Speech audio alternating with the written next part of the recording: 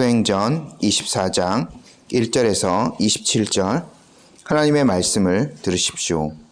닷새 후에 대제사장 아나니아가 어떤 장로들과 한 변호사 더둘로와 함께 내려와서 총독 앞에서 바울을 고발하니라.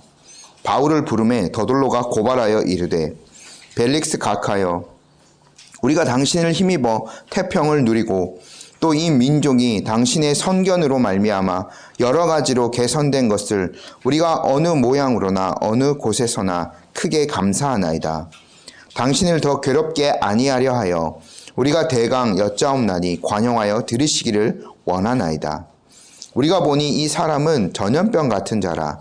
천하에 흩어진 유대인을 다 소유하게 하는 자요 나사렛 이단의 우두머리라.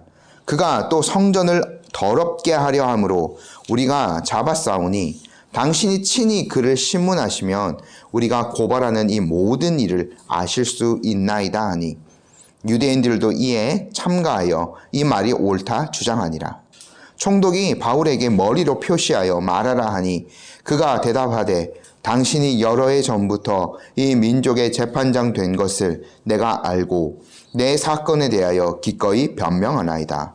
당신이 아실 수 있는 바와 같이 내가 예루살렘에서 예배하러 올라간 지 12일밖에 안 되었고 그들은 내가 성전에서 누구와 변론하는 것이나 회당 또는 시중에서 무리를 소동하게 하는 것을 보지 못하였으니 이제 나를 고발하는 모든 일에 대하여 그들이 능히 당신 앞에 내세울 것이 없나이다.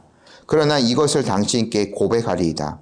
나는 그들이 이단이라 하는 도를 따라 조상의 하나님을 섬기고 율법과 선지자들의 글에 기록된 것을 다 믿으며 그들이 기다리는 바 하나님께 향한 소망을 나도 가졌으니 곧 의인과 악인의 부활이 있으리라 함이니이다. 이것으로 말미암아 나도 하나님과 사람에 대하여 항상 양심의 거리낌이 없기를 힘쓰나이다.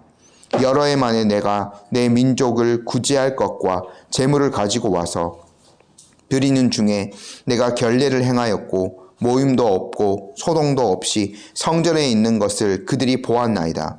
그러나 아시아로부터 온 어떤 유대인들이 있었으니 그들이 만일 나를 반대할 사건이 있으면 마땅히 당신 앞에 와서 고발했을 것이요 그렇지 않으면 이 사람들이 내가 공회 앞에 섰을 때에 무슨 옳지 않은 것을 보았는가 말하라 하소서. 오직 내가 그들 가운데 서서 외치기를 내가 죽은 자의 부활에 대하여 오늘 너희 앞에 신문을 받는다고 한 이 한 소리만 있을 따름이니이다 하니 벨릭스가 이 도에 관한 것을 더 자세히 아는 고로 연기하여 이르되 천부장 루시아가 내려오거든 너희 일을 처결하리라 하고 백부장에게 명하여 바울을 지키되 자유를 주고 그의 친구들이 그를 돌보아 주는 것을 금하지 말라 하니라.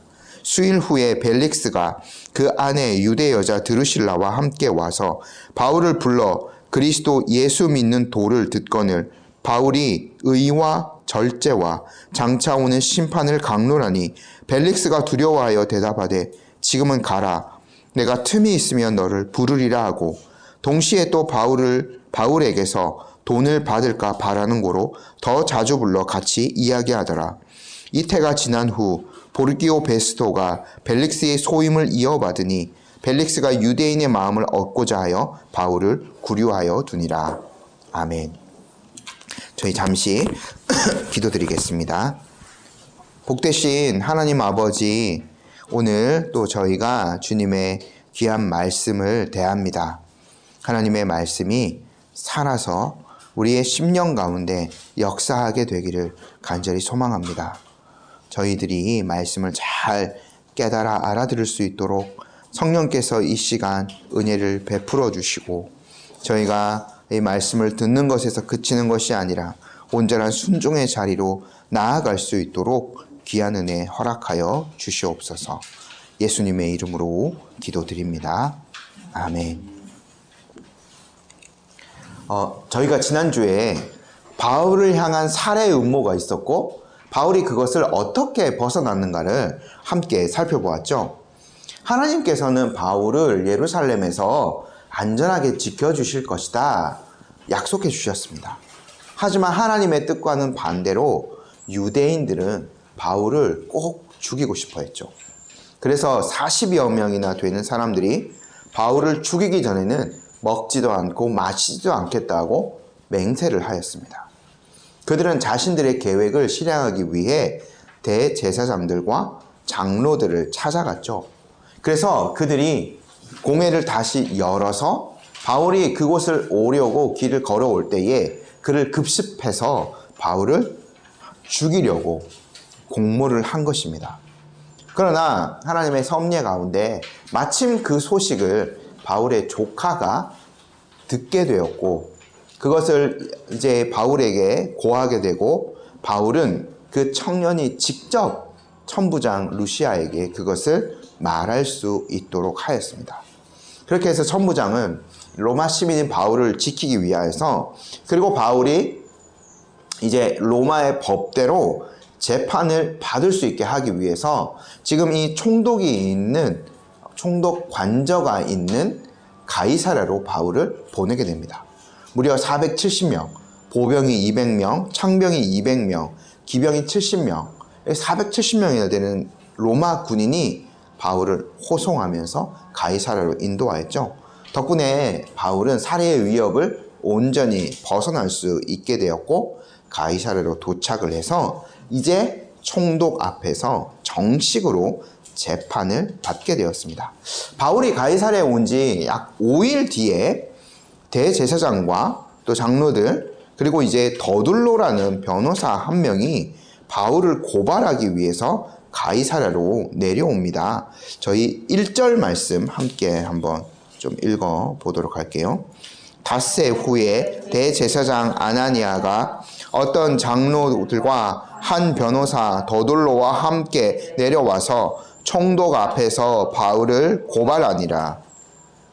저희가 이제 24, 25, 26장 계속해서 바울의 송사 장면을 보게 되는데요. 오늘은 벨릭스, 25장은 베스도, 새로 온 총독인 베스도, 아그리빠 왕 앞에서 바울은 계속해서 연이어서 재판을 받게 됩니다. 근데 저희가 이 장면을 볼 때에, 오늘 이 장면을 볼 때에 오늘날의 일반적인 재판받는 그 장면을 떠올리시면 좀 이해하기가 쉬울 것 같습니다. 오늘날도 법정에서 재판을 하게 되면 가운데에 이제 판사가 있게 되고 원고 측이 있고 피고 측이 있게 되죠. 그래서 원고 측이 어떤 죄목을 가지고 그거를 법원에 고발을 하게 되면 피고도 와서 그 죄에 대해서 변론을 하게 되고 그걸 종합적으로 법리를 따라서 판사가 판결을 내리게 됩니다. 근데 오늘날 재판의 그 모든 사실 원형들이 로마의 법으로부터 이어져 내려오는 거거든요. 저희가 이 장면을 볼 때 그것을 거의 그대로 이제 볼 수 있게 되는 거죠. 그래서 지금 이 장면에서 판사의 역할을 하는 사람은 총독인 벨릭스입니다. 그리고 고발을 하게 되는 원고 측은 대제사장이 되는 것이고요. 또 바울은 피고가 되는 겁니다.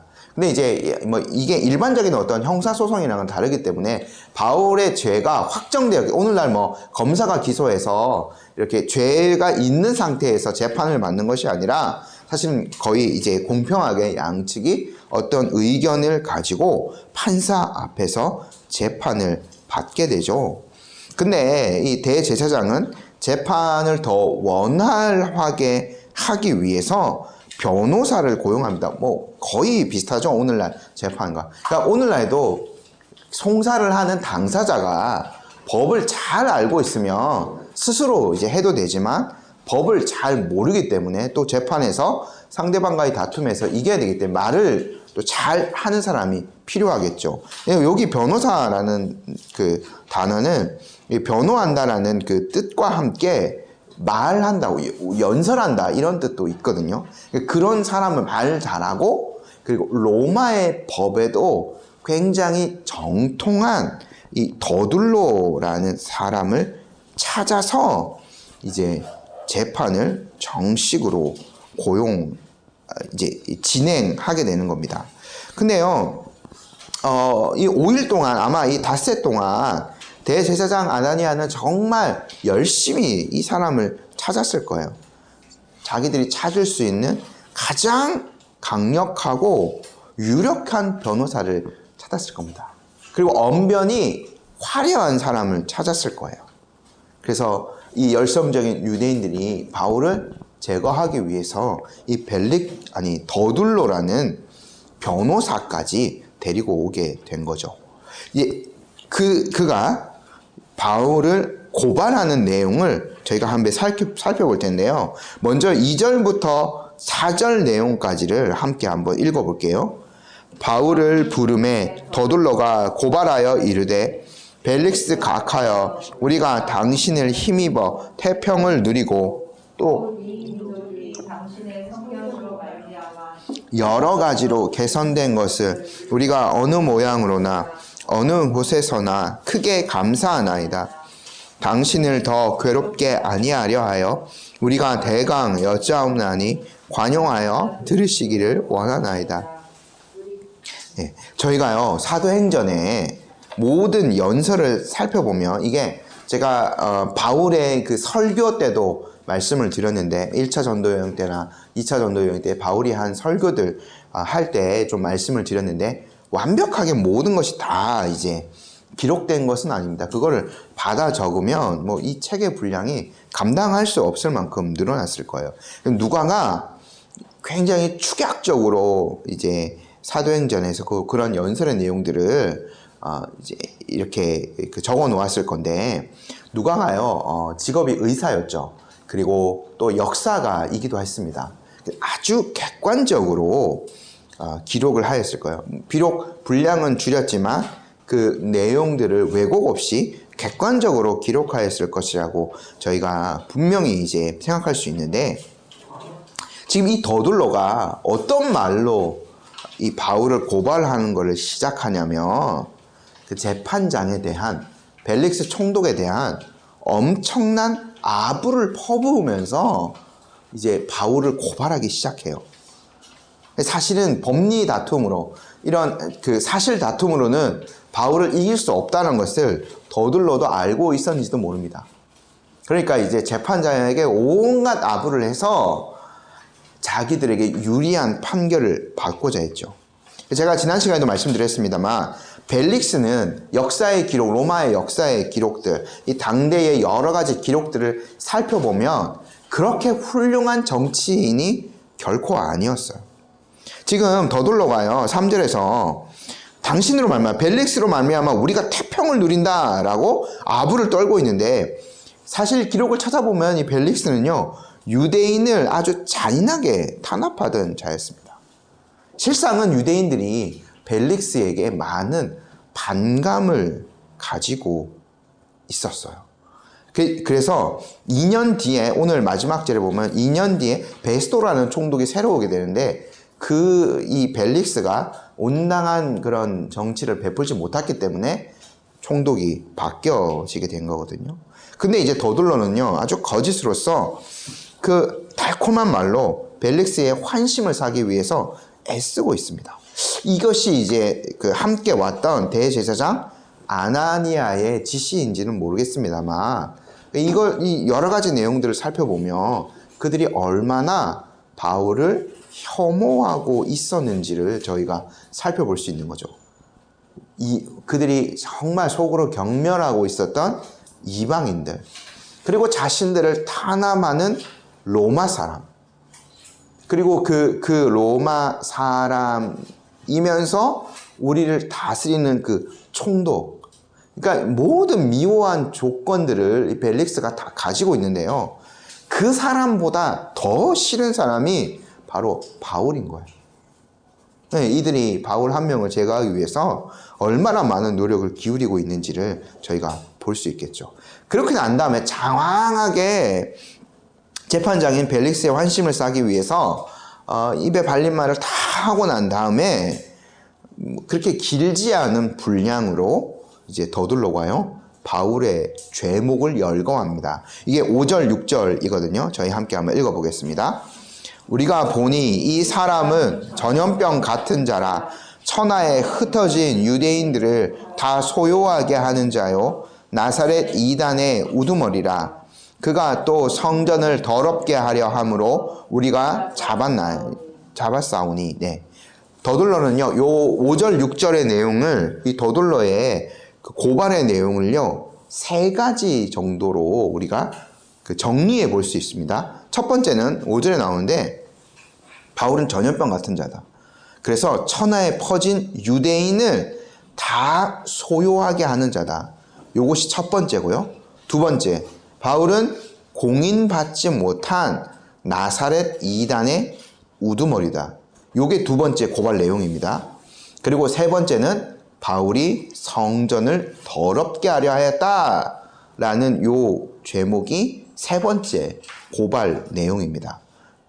근데 이제 이 더둘러가요, 바울을 종교적인 측면에서 두 번째 내용, 뭐 나사렛 이단, 그리고 뭐 성전, 요런 종교적 측면에서만 바울을 고소한다면 그 벨릭스로부터 유리한 판결을 받기는 어려울 거예요. 저희가 이것을 이미 이제 고린도에서 살펴봤는데, 거기에 있던 그 다른 그 로마의 그 정치인은 너희들 문제니까 너희들끼리 해결하라 했거든요. 유대인의 종교 문제에 관해서는요.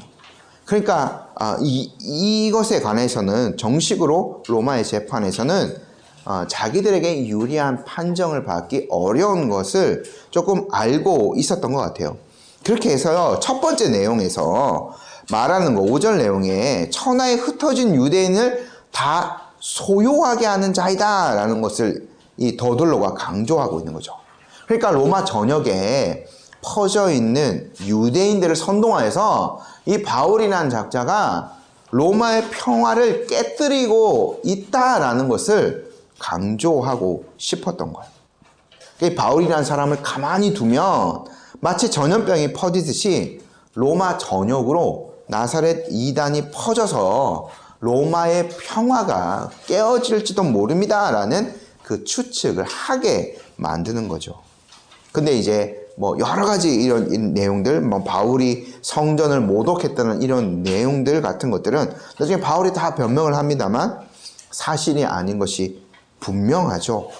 그러니까 이들은 바울의 어떤 잘못들, 유대교 측면에서 볼 때에 바울에게 있는 어떤 잘못들과 그들이 날조한 것들을 적절히 섞어서 바울을 고소하게 됩니다. 그리고는 이렇게 이제 변론을 마칩니다. 친히 총독께서 바울을 신문하시며 자신들이 고발하는 모든 일을 알 수 있을 거라면서 고발을 마치거든요. 저희가 8절 말씀 함께 읽어볼게요. 당신이 친히 그를 신문하시며 우리가 고발하는 이 모든 일을 아실 수 있나이다 하니. 그리고는 이제 유대인들, 여기에 왔던 대제사장 아나니아와 몇몇 장로들도 그의 말이 옳다, 더둘러의 말이 옳습니다 하고 주장하게 됩니다.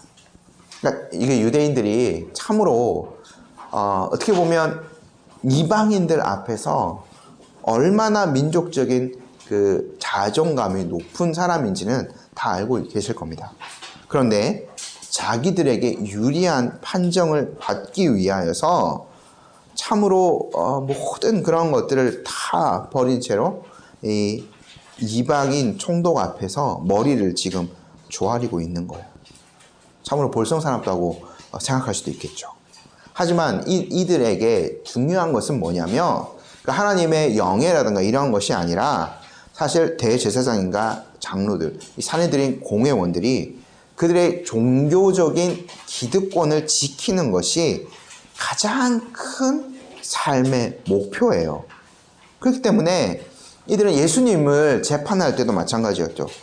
온갖 거짓을 거기에 섞었고요. 거짓 증인을 동원했고요. 사람들을 선동했죠. 예수님을 십자가에 못 박아야 한다라고 막 선동을 했습니다. 이미 그때에 그들의 그 치졸한 모습들이 다 드러났습니다. 근데 만약에 지금 이들의 측면에서 나사렛 당의 우두머리라고 생각하는 이 바울이 계속 활동을 한다라고 생각하면 그들의 그 과거의 치부들이 다시 드러날지 모르거든요. 그러니까 어떠한 수를 동원해서라도 바울을 제거하려 하는 거죠. 그래서 벨릭스 앞에서 막 아부하고 머리를 조아리면서 당신이 신문하시면은 다 알게 되실 거라고 이렇게 말을 할 수밖에 없는 거죠. 이어서요, 바울이 변론을 시작하게 됩니다. 네, 말씀드렸다시피 벨릭스가요, 그리 훌륭한 정치인은 아닙니다만, 그러나 잘 세워진 로마의 법 체계가 있었어요. 원고나 피고나 자유롭게 어떤 그 사건에 대해서 변호할 수 있고 의견을 말할 수 있는 것이 로마의 법으로 다 보장이 되어 있었거든요. 그러니까 이제 좋은 제도 안에서 바울이 자신에 대한 변호를 잘 할 수 있게 된 거죠. 바울은 이렇게 이제 시작합니다. 10절 말씀 저희 함께 읽어볼게요. 총독이 바울에게 머리로 표시하여 말하라 하니 그가 대답하되 당신이 여러 해 전부터 이 민족의 재판장 된 것을 내가 알고 내 사건에 대해서 기꺼이 변명하나이다. 바울은요, 아첨의 말을 결코 늘어놓지 않습니다. 그냥 벨릭스가 어떠한 사람인지 객관적인 사실을 진술하죠. 여러 해 전부터, 아마 한 6년 전일 겁니다. 이 당시 재판을 받을 때 6년 전에 이제 벨릭스가 총독으로 부임했는데, 그때부터 이 민족의 재판장이 된 것을 내가 알고 있습니다 라고 그 객관적인 사실만 이야기해요. 벨릭스가 이 민족을 태평성하게 했다는 그런 아첨의 말 결코 늘어놓지 않죠. 그러니까 바울의 한 얘기는 뭐냐면, 당신이 여러 해 전부터 이 민족의 재판장 된 것을 내가 알고 있습니다 라는 말을 한 것은, 당신이 그러한 지위에 있으므로 법과 양심에 맞게 이 사건을 판단해 주십시오 라는 것을 나타내는 표현입니다. 이제 바울이 계속해서 이제 더둘러보다 훨씬 더 길게 자신에 대해서 변명하는데, 그럴 수밖에 없는 거죠. 고발하는 것은 작은 내용으로도 사실과 거짓을 섞어서 고발할 수 있는데, 그것들을 하나하나 이제 방어하기 위해서는 아주 길게 말할 수밖에 없거든요. 그래서 이 더둘러보다 몇 배 더 길게 바울의 그 변호하는 내용들은 기록이 되어져 있는데, 아까 말씀을 드렸죠? 3가지 정도로 요약된다고요. 바울이 사실은 그 3가지 모든 내용들을 완벽하게 방어하면서 자신을 변호합니다. 첫 번째는 소요를 일으키려 했다라는 고소에 대한 반박이거든요. 저희 11절부터 13절 말씀까지 함께 한번 읽어볼게요. 당신이 아실 수 있는 바와 같이 내가 예루살렘에 예배하러 올라간 지 12틀밖에 안 되었고, 그들이 내가 성전에서 누구와 변론하는 것이나 회당 또는 시중에서 무리를 소동하게 하는 것을 보지 못하였으니, 이제 나를 고발하는 모든 일에 대하여 그들이 능히 당신 앞에 내세울 것이 없나이다. 저희 무슨 범죄 같은 것들 추리하고 그럴 때에 알리바이라는 용어를 많이 사용하잖아요. 어떤 그 사건과 나는 관계없다. 그래서 내 정확한 그런 알리바이를 밝히면 그 사건과 전혀 관계없는 사람이 되어서 무죄가 되는 그런 것이 있죠. 알리바이 많이 요즘에도 얘기를 하는데, 바울이요, 그거 제시하는 겁니다. 자기가요, 이 사람들한테, 지금 고발하는 사람한테 붙들린 것은요, 예루살렘에 다시 바울이 들어온 지 12일째 되는 거예요. 며칠 지나지 않아서 바울이 붙들린 거거든요. 그러니까 소요를 일으킬 만한 시간이 없었다는 거예요. 그리고 자신이요, 성전에서 누구와 다투거나 이렇게 말로 변론하거나 또는 무리를 소동하게 했다는 증인이 없었다는 점을 바울이 내세웁니다. 그것은 회당에서나 시내에서도 마찬가지였다는 거죠. 지금 이 더둘러가요, 변호사, 말 잘하는 사람이 와서 아주 장황한 연설로 벨릭스를 현혹하고 바울의 죄를 고발하였지만, 사실은 바울이 13절에서 얘기하는 것처럼 어떠한 증인도 내세울 수 없는 거예요. 실상 그런 거죠. 두 번째, 이들이 바울을 나사렛 이단의 괴수라고 고발했잖아요. 그 내용에 대해서 바울이 변호합니다. 14절 저희가 먼저 한번 읽어볼게요. 그러나 이것을 당신께 고백하리이다.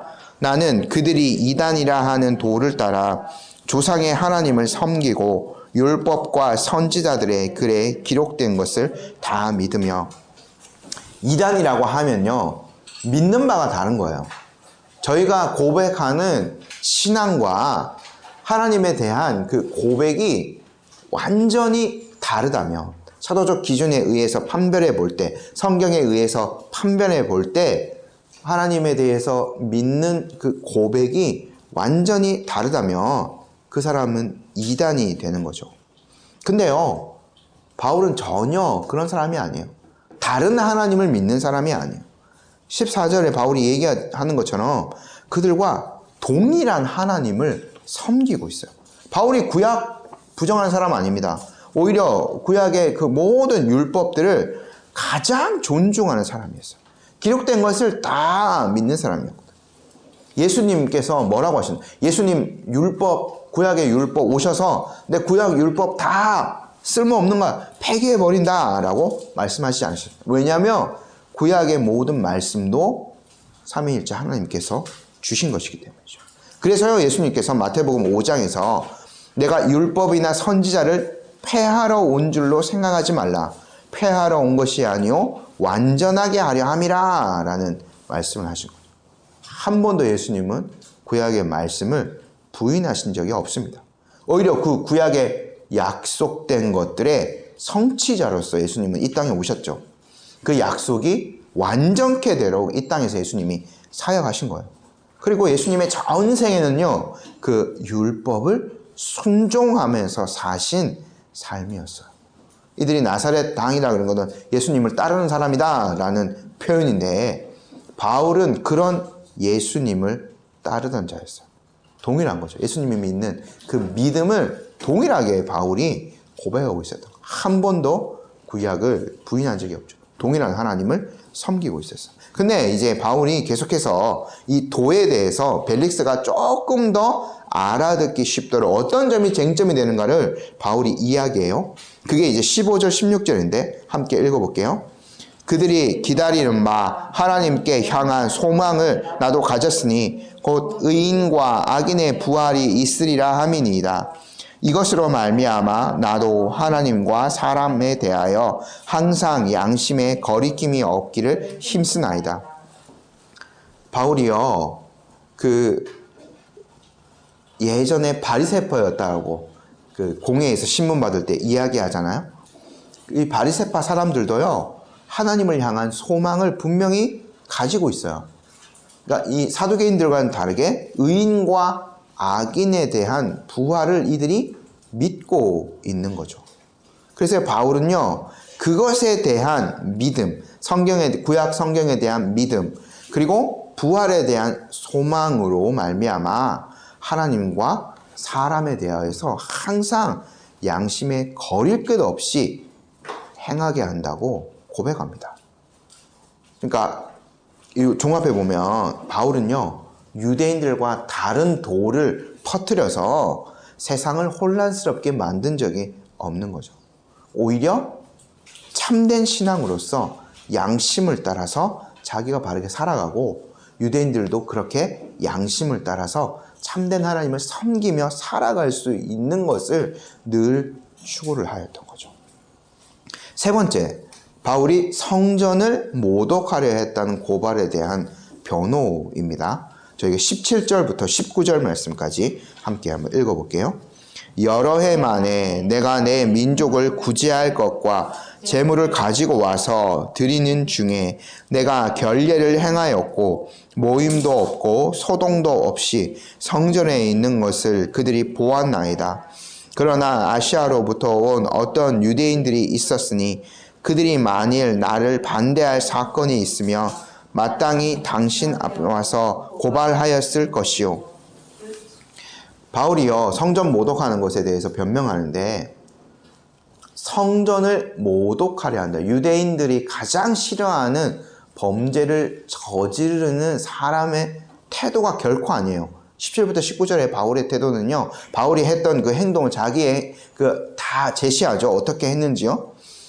그 유대인에 대항하여서 그 성전을 모독하고 어떠한 소유를 일으키려는 사람이 몇 해 만에 예루살렘에 왔는데 그 민족을 위해서 많은 구제물을 가지고 왔어요.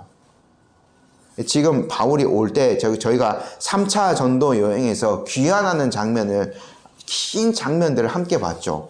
그때에 아가야 지역에 있는 교회들, 마게도니아에 있는, 유럽에 있는 교회에서 그 예루살렘 교회의 가난한 성도들을 위해서 많은 돈을 이제 연보한 것을 바울이 가지고 온 것 말씀을 드렸습니다.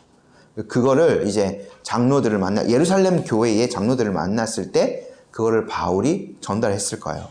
그러니까 자기의 민족을 사랑해서 이제 이방인들로부터 돈을 모아서요, 바울이 그 구제금을 전달한 거예요. 그러니까 소요를 일으키려는 사람의 태도가 결코 아니었던 거죠. 또요, 바울이 율법을 무시하는 사람이거나 성전을 모독하려고 하는 사람이었다면 성전의 법대로 와서 제물을 드리고 그 정결례를 행하지도 않았을 거예요. 이 정결례를 행한다는 건 제가 말씀드렸습니다만 서원하는 사람과 같이 들어간다는 건 바울이 워낙 이제 이방인들 사이에서 많이 있었기 때문에 자기도 정결하게 하는 예식을 하나님 앞에 드려야 된다. 이거는 이제 야고보가 권면한 거죠. 그렇게 해서 바울이 그 모든 것들을 다 수용해서 그 두 사람, 서원했던 두 사람 데리고 바울이 성전에 간 거예요. 그러니까 이 성전을 얼마나 존중하는 사람의 행동이었나. 바울의 그 모든 그 행적들은 결코 성전을 모독하려고 했던 사람의 태도가 아닌 거죠. 오히려 성전에서 소란을 일으킨 사람은 누구였어요? 바울이 얘기했던 대로 아시아에서, 18절에 나오는 아시아에서 온 어떤 유대인들이었어요. 그들이 바울을 오해해서 이방인을 데려왔다라고 오해해서 사건이 커지고 바울이 이렇게 붙들리고 여기까지 오게 된 거죠. 그러니까 정말 바울이 범법자였다. 로마에 대항하는 범죄를 저질렀다. 그 성전을 모독하는 죄를 저질렀다. 이 성전에 대해서도 로마 사람들이 어느 정도 인정하는 태도가 있었기 때문에 이것을 가지고 로마에 고발할 수 있다라고 생각한다면 그 아시아에서 온 유대인들이 직접 바울을 법에 따라서 고발해야 되는 거죠. 근데 그들은요, 실상 어떠한 것으로도 바울을 고발할 증거를 찾지 못한 거예요. 감히 선뜻 나서서 고발할 수 없었던 거죠. 그래서 그냥 소요 일으켜서 바울을 폭행하고 따라다니면서 막 소동했고요. 또 그것이 실패하자, 천부장 루시아의 개입으로 그것이 실패하자 바울을 살해하려고 했던 거죠. 정식으로 법으로 재판해서 바울이 사형죄에 해당하는 죄 저질렀으면 그렇게 안 해도 됩니다. 40명이 하나님 앞에 서원해가지고 저 사람 죽을 때까지 먹지도 않고 마시지도 않겠다, 안 해도 돼요. 그 40명이 그냥 법정에 바울 고발하며 바울이 죄지었으면 그걸로 사형원도 받으면 되는 거예요. 근데 결코 바울은 그러한 것을 한 적이 없죠. 그래서요, 바울이요, 그 모든 내용들을 벨릭스, 당신이 실상을 바르게 밝혀달라고 당당히 요구해요. 20절, 21절 말씀 저희 함께 읽어볼게요. 그렇지 않으면 이 사람들이 내가 공회 앞에 섰을 때에 무슨 옳지 않은 것을 보았는가 말하라 하소서. 오직 내가 그들 가운데 서서 외치기를 내가 죽은 자의 부활에 대하여 오늘 너희 앞에 신문을 받는다고 한 이 한 소리만 있을 따름이니이다 하니. 바울을 붙잡고 성전에서 소란을 일으킨 아시아에서 온 유대인들 재판정에 나타나지 않았습니다. 아니면 이 전에, 그러니까 이게 저희도 지금 그 3심제잖아요. 지방법원에서 하고 고등법원에서 하고 대법원에서 3심제인데 그것은 아닙니다만 일단 공회가 먼저 한번 열렸잖아요. 예루살렘에서 산헤드린 공회가 열렸는데 거기가 하급법원이라고 오늘날에 친다면 하급법원이라고 친다면 거기에서 판결한 내용이 있을 것 아닙니까? 거기에서 바울이 죄인이다, 사형죄에 해당한다 라고 한다면 그것이 이제 상급법원에 올라가게 되는 거죠. 근데요, 바울이 말하기를 그 사내들인 공의에서 바울의 죄목이 밝혀졌나요? 밝혀진 거 결코 없습니다. 21절 말씀에 사내들인 그 공회에서 어떻게 됐어요? 바울이 외친 것이 있었죠. 자기가 부활 때문에 신문 받는다. 그렇게 해서 공회가 막 엉망이 되어버렸는데 바울이 굉장한 지혜를 짜낸 거였지만 거기에서 사람들이 어떻게 했어요? 어떻게 반응을 보였어요? 바리새인들이 그 말 듣고는 확 바울 편에 서서 사두개인들 자기의 그 정치적인 정적들을 없애기 위해서 바울 편에 서가지고 몇몇 사람들이 이 사람 보니까 악한 것이 없다. 오히려 바울을 감싸기까지 했죠. 바울 저 사람 무죄입니다. 아무 잘못이 없습니다. 라는 소리까지 공회에서 나온 거예요. 그러니까 그들이 고발할 것이 진짜 바울이 성전에서 모독하는 것이 있었으면 사내들인 공회가 그거를 잘 판단할 수 있었을 건데 거기서도 아무 죄목이 밝혀진 것이 없었던 거죠. 그러니까 이 모든 것들을 종합하여 보면 바울은 결코 성전을 모독하거나 대항하여서 어떠한 일도 한 적이 없었어요. 지금 이 고발하는 자들도 어떠한 혐의를 바울로부터 찾을 수 없다는 것이 사실은 정확한 팩트인 거죠. 이제 더둘러가 고발한 그 모든 것에 대해서 바울이 답변을 마쳤어요. 바울의 태도가 어떤가요? 바울이요, 말을 잘하기 때문에 흔히 말하는 이 말발로서 더둘러를 이긴 게 결코 아닙니다. 바울은요, 로마의 재판관인 벨릭스 앞에 서서도 어떠한 것도 두려울 것이 없었어요. 바울이 오늘도 양심 얘기를 하는데 하나님을 믿는 양심에 따라서 바울은 늘 바르게 살아왔고 실제로도 어떤 죄를 지은 적이 없었던 거죠. 그렇기 때문에 지금 자기에게 모든 것이 불리하게 돌아가는 이 상황, 또 이 재판 가운데서도 결코 위축되지 않고 담대하게 자기 자신에 대해서, 자기가 믿는 신앙에 대해서 이야기할 수 있었던 거죠. 사실은 우리 그리스도인의 삶이요, 이런 태도가 되어야 돼요. 늘 자신감 있고 당당한 삶을 살아가는 사람이 되어야 해요. 우리가 이 믿는 그 참된 하나님을 믿는 종교적인, 어떻게 보면 신앙적인 배타성이 있습니다만 그것을 제외한 삶의 어떠한 것에도 다른 사람이 책잡힐 만한 것이 없도록 우리가 신앙과 양심을 따라서 살아가야 하는 거죠. 그렇게 살아가면 우리가 하나님의 법에 순종을 하되 또 하나님께서 만드신 이 제도와 세상의 법들에 온전히 순종하면서 살아갈 수밖에 없거든요. 그러면 사실 누구도 그리스도인을 다른 어떤 것으로도 비난할 수 없을 겁니다. 저희가요, 이 바울처럼 깨끗한 양심을 따라서 살아가다가 세상에서 어려움을 당한다면 그것은 고난이에요. 하나님의 뜻을 이루는 고난인 거죠. 근데 구분해야 돼요. 그렇지 않고요, 우리가 불의하게 살아가다가 어떤 어려움을 만난다면 그거 하나님이 주시는 고난이라고 말하기 어렵습니다. 죄를 지어서, 히브리서 표현에 따르면 죄를 지어서 우리가 매를 맞는 거죠. 하나님 앞에 당당히 사는 건 아니죠. 우리가 정말 신앙과 양심에 맞게 그 하나님과 사람들 앞에서 잘 살아가는 것이 필요하죠.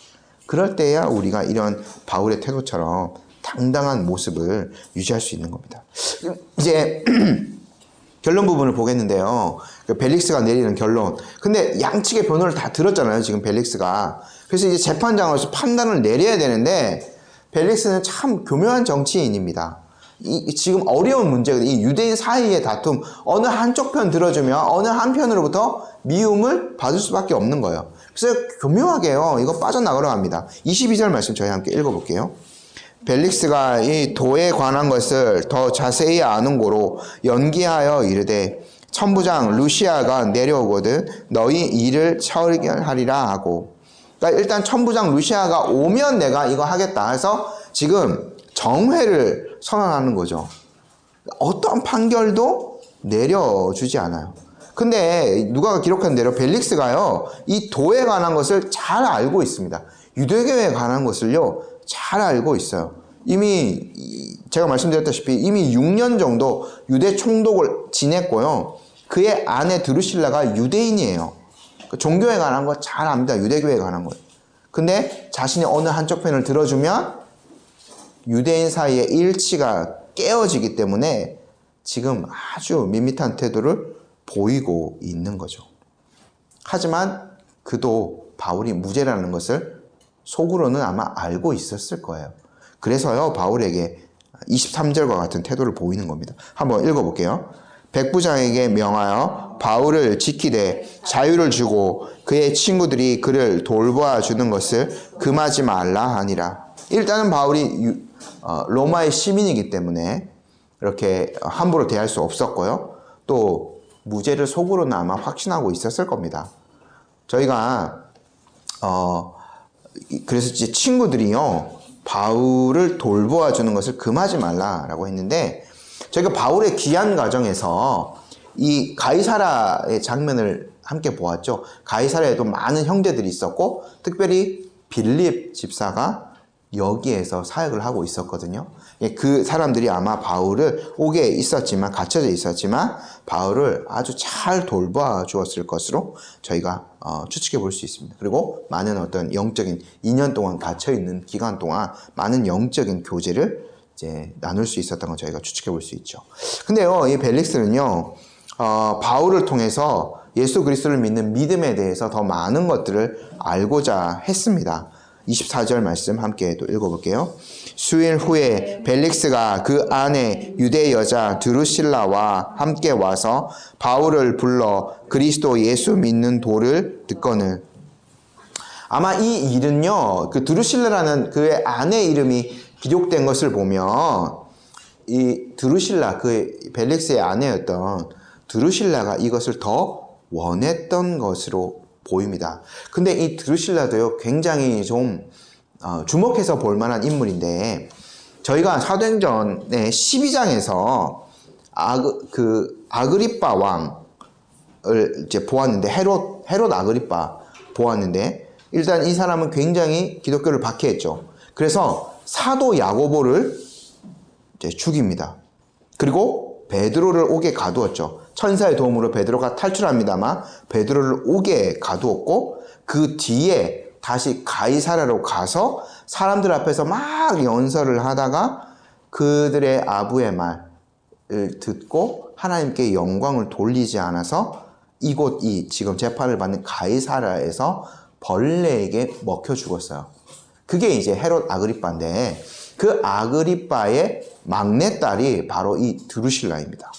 그리고 나중에 이제 지금 아그리빠 왕이 또 등장하는데, 그 아그리빠 2세거든요. 25장에 등장하는 그 사람의 이제 여동생인 거죠. 굉장히 이제 그녀의 집안 자체가 이 사도행전에서 아주 긴밀하게 또 자리 잡고 있고 그리스도인들과 많이 얽혀져 있거든요. 그런 호기심에서 그런지는 모르겠지만, 아버지의 영향이라든가 뭐 그런지는 모르겠습니다만, 바울을 통해서 예수님을 믿는 그 믿음에 대해서 더 많이 알고자 했던 것으로 보여져요. 그래서 말씀을 자주 들었던 거죠. 근데요, 바울은요, 25절 말씀과 같은 내용을 주로 그들에게 말을 했습니다. 함께 읽어볼게요. 25절요. 바울이 의와 절제와 장차 오는 심판을 강론하니 벨릭스가 두려워하여 대답하되 지금은 가라. 내가 틈이 있으면 너를 부르리라 하고. 바울이요, 의, 절제, 심판에 대해서 강론하는데, 의는요, 하나님께서 죄를 미워하시는 것을 가리키잖아요. 절제는요, 자유분방하고 부도덕한 삶에서 벗어나는 것을 가리킵니다. 심판은요, 그렇게 의롭지 않고 절제하지 않는 자들에 대해서 하나님께서 엄중히 심판을 내리실 것이다 하는 내용들이거든요.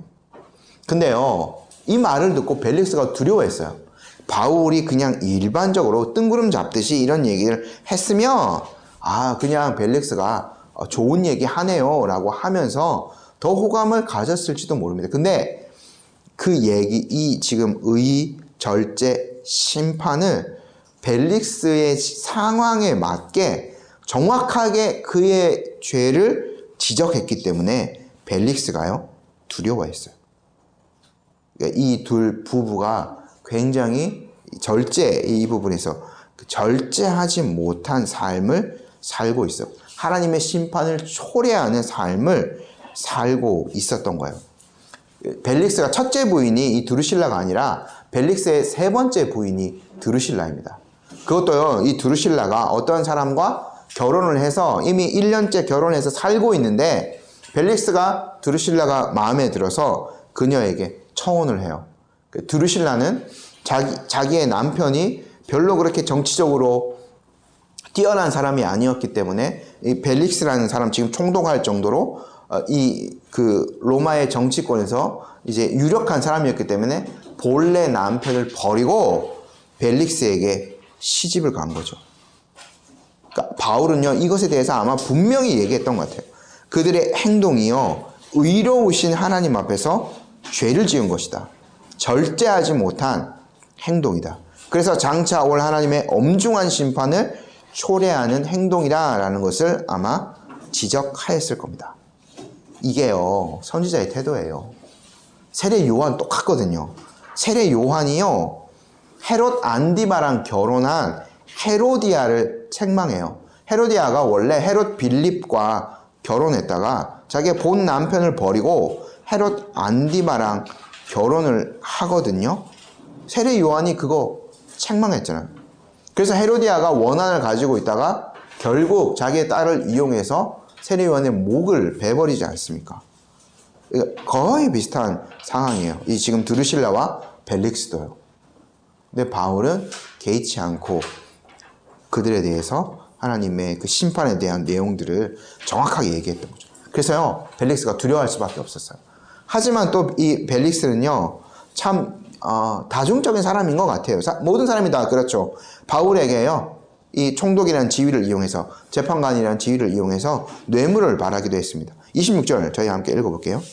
동시에 또 바울에게서 돈을 받을까 바라는 고로 더 자주 불러 이야기하더라. 바울이 남면서부터 로마 시민권이 있는 자였다라고 말씀드렸죠. 그의 집안이 유력했던 거예요. 그리고 바울이요, 많은 구제금을 유대인들에게, 그 예루살렘에 있는 형제들에게 주기도 했어요. 그러니까 이 벨릭스가요, 정당한 판결을 바로 내릴 수 있었음에도 불구하고 차일피일 미루면서 또 바울과 자주 접촉하면서 돈을 받고자 했던 거죠. 그의 그 추악한 인성이 여기에서 잘 드러납니다. 그리고 또 바울을 왜 계속 붙잡아 두는가? 27절의 이유가 또 등장하거든요. 함께 읽어볼게요.